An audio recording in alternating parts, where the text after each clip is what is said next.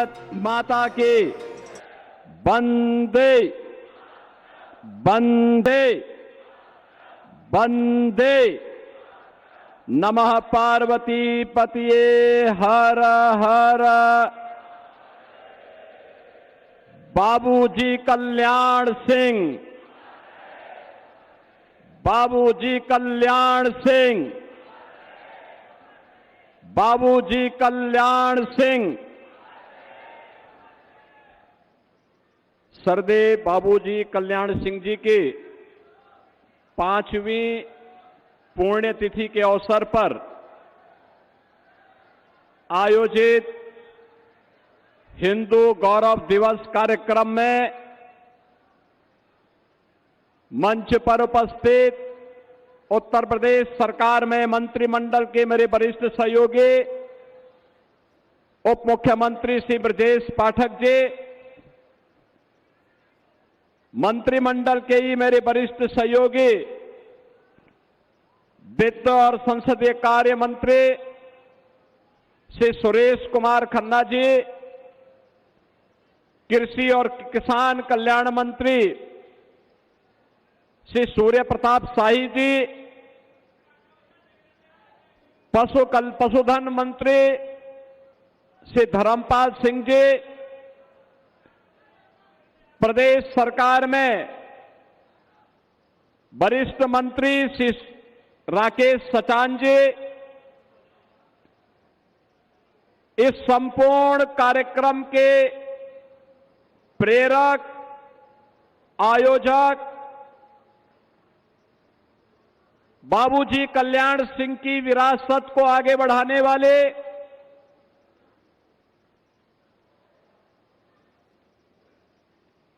एक लोकप्रिय नेता श्री राजवीर सिंह राजू भैया,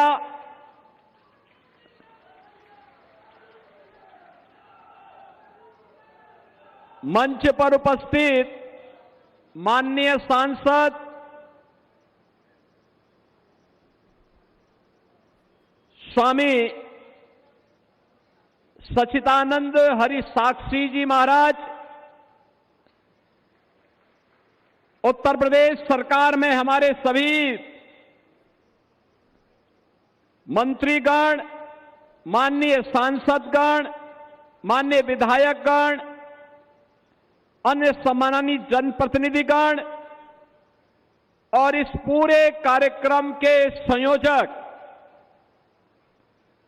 जिन्होंने मेरे आग्रह को स्वीकार करते हुए प्रदेश की राजधानी में आज का एक कार्यक्रम आयोजित करवाया, ऐसे प्रदेश के बेसिक शिक्षा के मंत्री श्री संदीप सिंह जी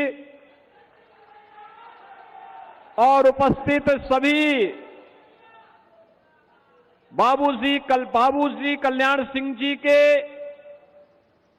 अनुयायी बहनों और भाइयों, आज सरदेव बाबूजी की इस 5वीं पुण्यतिथि के अवसर पर सरदेव बाबूजी की स्मृतियों को नमन करते हुए मैं उत्तर प्रदेश सरकार और उत्तर प्रदेश की 25 करोड़ से अधिक जनता जनार्दन की ओर से उनके श्री चरणों में विनम्र श्रद्धांजलि अर्पित करता हूं।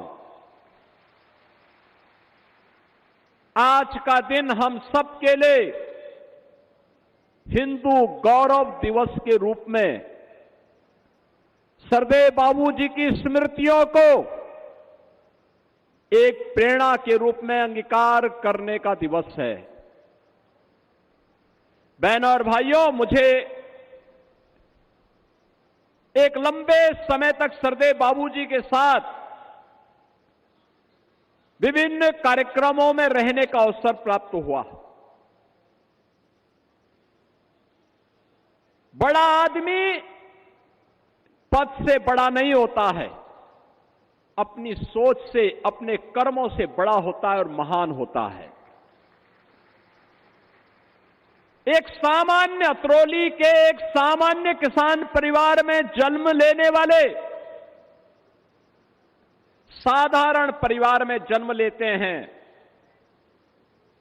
लेकिन अपनी कर्मठता से मूल्य और सिद्धांतों के प्रति अडिग रहने के भाव से, देश के प्रति समर्पण के भाव से राष्ट्रीय स्वयंसेवक संघ की पाठशाला में रंग तपे हुए एक स्वयं सेवक के रूप में एक किसान, एक शिक्षक, एक विधायक, एक मंत्री, एक मुख्यमंत्री, सांसद और राज्यपाल के रूप में सभी महत्वपूर्ण संवैधानिक दायित्वों का कुशलता पूर्वक निर्वहन करने वाले सरदेव बाबूजी हर उस भारतीय के लिए जिसके लिए देश प्रथम है, भारत के सनातन मूल्य और आदर्श सर्वोपरि है, उनके लिए सरदेव बाबूजी सदैव प्रेरणा स्रोत बने रहेंगे, हमेशा स्मरणीय बने रहेंगे। उनका जीवन सादगी भरा जीवन था, तप और साधना से भरा हुआ था, संघर्षों से भरा पड़ा था,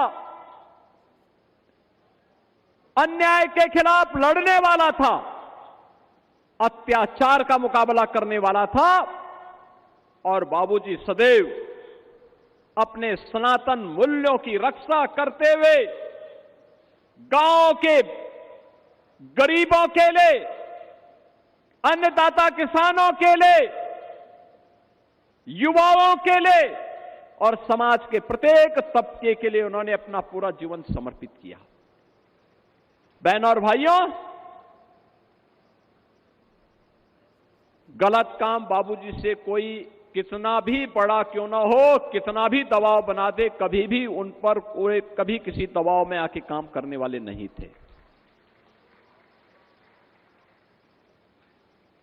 वे बोलते थे कल्याण सिंह टूट सकता है लेकिन झुक नहीं सकता, और उन्होंने जीवन भर अपने वचन को निभाया। याद करिए राम जन्मभूमि आंदोलन का, उन्होंने कहा संघर्ष स्वीकार है, सत्ता दूर हो स्वीकार है, लेकिन अपने प्रभु राम का अपमान स्वीकार्य नहीं है, स्वीकार्य नहीं है। और आज जब अयोध्या में प्रभु श्री राम के भव्य मंदिर के निर्माण को हम देखते हैं, रामलला के विराजमान को देखते हैं, सचमुच वहां जाते हैं तो सरदेव बाबूजी की स्मृति सहसा हमारे अंतःकरण में उठती है। इन संतों के संघर्ष में, राष्ट्रीय स्वयंसेवक संघ के मार्गदर्शन में, विश्व हिंदू परिषद के नेतृत्व में चले उस आंदोलन में खुल करके उन्होंने समर्थन किया, अपनी सत्ता गंवाई, लेकिन कहा कि नहीं, राम भक्तों पर गोली नहीं चलेगी। आप मुझे बताओ ना, आप मुझे बताओ, जो बात यहां पे साक्षी जी महाराज कह रहे थे और यहां पे राजू भैया कह रहे थे अभी कुछ देर पहले, यानी गिरगिट की तरह रंग बदलने वाले लोग कैसे परिभाषा करते हैं। पी की परिभाषा पहले पिछड़े से, फिर पी की परिभाषा पंडित से, और आप देखना एक दिन वे पी की परिभाषा पाकिस्तान से भी कर देंगे। ये वही लोग हैं। हमें दुख हुआ था और अत्यंत कष्ट हुआ था। मैंने प्रदेश में पिछले 9 वर्ष में 3 पूर्व मुख्यमंत्रियों के मृत्यु होने पर तीनों के कार्यक्रमों में भाग लेने का मुझे अवसर प्राप्त हुआ, और तीनों अलग अलग दल के थे। एक सरदेव बाबूजी हमारी पार्टी के नेता, हम सबके लिए प्रेरणा स्रोत, उनका दुखद निधन होता है, और दुखद निधन के बाद हमारे लिए असहनीय था। प्रधानमंत्री जी सारे कार्यक्रमों को छोड़ करके दिल्ली से सीधे लखनऊ में आए, उन्होंने श्रद्धांजलि अर्पित की और एसजीपीजीआई से लेकर के घर तक और घर से अलीगढ़ तक और अलीगढ़ से नरोरा तक अंतिम संस्कार कार्यक्रम में मैं और मेरे कैबिनेट के सभी सदस्यगण उस कार्यक्रम में भागीदार बने। हमारे लिए कष्टकारी यह था, एक सामान्य शिष्टाचार होता है, सामान्य संस्कार होता है।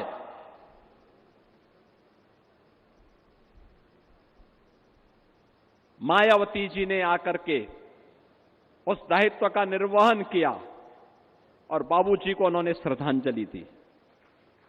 लेकिन दुर्भाग्य कितना कितना शर्मनाक था, समाजवादी पार्टी ने, समाजवादी पार्टी के मुखिया ने कितना द्वेष वे हमारे नेता से रखते हैं, कितना द्वेष रखते हैं। उन्होंने बाबूजी को प्रत्यक्ष जाकर के श्रद्धांजलि देने की बजाय शब्दों से भी नहीं कोई कुछ व्यक्त किया। बहनों और भाइयों, इससे बड़ा अपमान ये जातीय अपमान है और ये हर उस हिंदू का अपमान है जिसको लगता है कि बाबूजी का जीवन सनातन मूल्यों के लिए, हिंदू गौरव के लिए समर्पित था। उस हर हिंदू का अपमान था ये, जो कृत्य उस दौरान समाजवादी पार्टी के मुखिया ने किया। उन्होंने पहली बार नहीं किया किसी का अपमान, क्योंकि बाबूजी अपने उन मूल्यों के लिए समर्पित थे जो उन्होंने कहा वो करके दिखाया। और ठीक कहा यहां पे साक्षी जी महाराज ने, ये लोग कब क्या बोले कोई भरोसा नहीं। यानी जिस वैसे गिद्ध हैं, जिस पेड़ पर चढ़ेंगे उसको ही सुखा डालेंगे। और इसीलिए सरदेव बाबूजी की इस पावन पुण्यतिथि के अवसर पर यह हम सब के लिए स्मरणीय होना चाहिए। इन्होंने कितना अपमान किया था, वहीं पे नहीं किया था। मुझे हमारे मंत्री से असीम अरुण जी ने बताया, वे कन्नौज के विधायक भी हैं। उन्होंने कहा कि कन्नौज से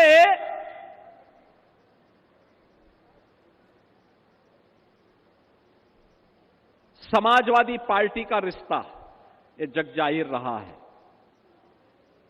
लेकिन कन्नौज में बाबा साहब डॉक्टर भीमराव अंबेडकर जी के नाम पर एक गवर्नमेंट मेडिकल कॉलेज बना था। समाजवादी पार्टी के मुखिया ने बाबा साहब भीमराव अंबेडकर का नाम हटा दिया। तो मैंने कहा आप क्या चाहते हैं? इन्होंने कहा हम चाहते हैं बाबा साहब का नाम फिर से आ जाए। हमने कहा बाबा साहब का नाम फिर से आएगा। मैनपुरी में लोक माता अहिल्याबाई होलकर के नाम पे एक कॉलेज बना था, समाजवादी पार्टी ने वो नाम भी मिटा दिया। तब हमने औरैया में लोक माता अहिल्याबाई होलकर के नाम पे एक नए मेडिकल कॉलेज का निर्माण किया है। आज मुझे अच्छा लगता है जब हम उत्तर प्रदेश के पहले कैंसर संस्थान में जाते हैं तो बाबूजी की बड़ी दिव्य प्रतिमा और नामकरण सरदेव बाबूजी के नाम पर हम वहां पे देखते हैं। जब हम लोग जाते हैं बुलंदशहर में राजकीय मेडिकल कॉलेज डबल इंजन की भारतीय जनता पार्टी की सरकार ने बनाया, उस मेडिकल कॉलेज का नामकरण बाबूजी कल्याण सिंह जी के नाम पर। अलीगढ़ में जाते हैं तो कल अलीगढ़ में रोड के साथ साथ हैबिटेट सेंटर का नाम बाबूजी कल्याण सिंह जी के नाम पर। यह केंद्र वह है जो एक नई प्रेरणा देता है, नया उत्साह देता है, नया उमंग भरता है,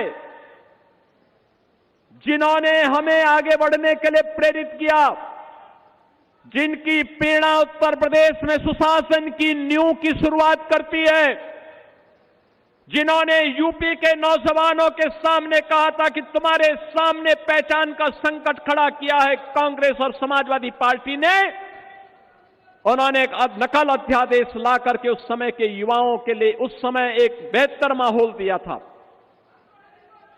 जिन बाबूजी कल्याण सिंह जी ने युवाओं के लिए मंच दिया, यूपी के नागरिकों के लिए मंच दिया, जिन्होंने उत्तर प्रदेश को एक पहचान दी, जिन्होंने भारत के सनातन मूल्यों की रक्षा करते हुए अयोध्या में श्री राम जन्मभूमि पर गुलामी के ढांचे को पूरी तरह समाप्त करके राम मंदिर का मार्ग प्रशस्त किया, ऐसे बाबूजी के प्रति श्रद्धावनत होना हर सनातन धर्मावलंबी का दायित्व बनता है।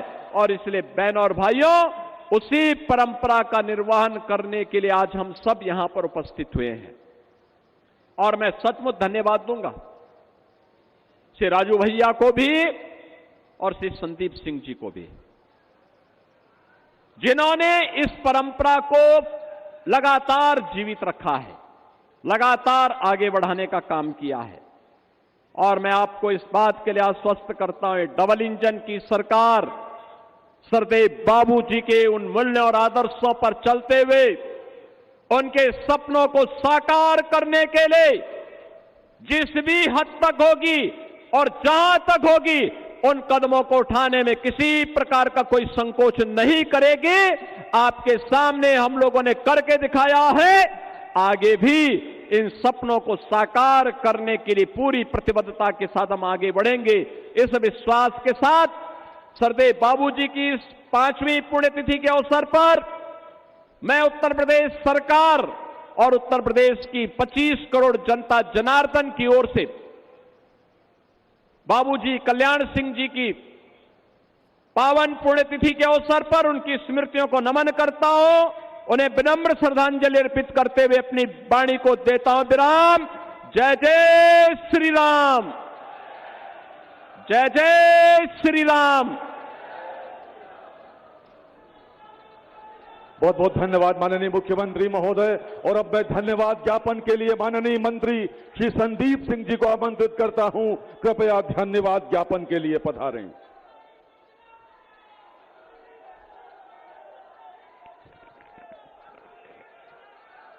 जोड़ों का दर्द भले ही परेशान करे, पर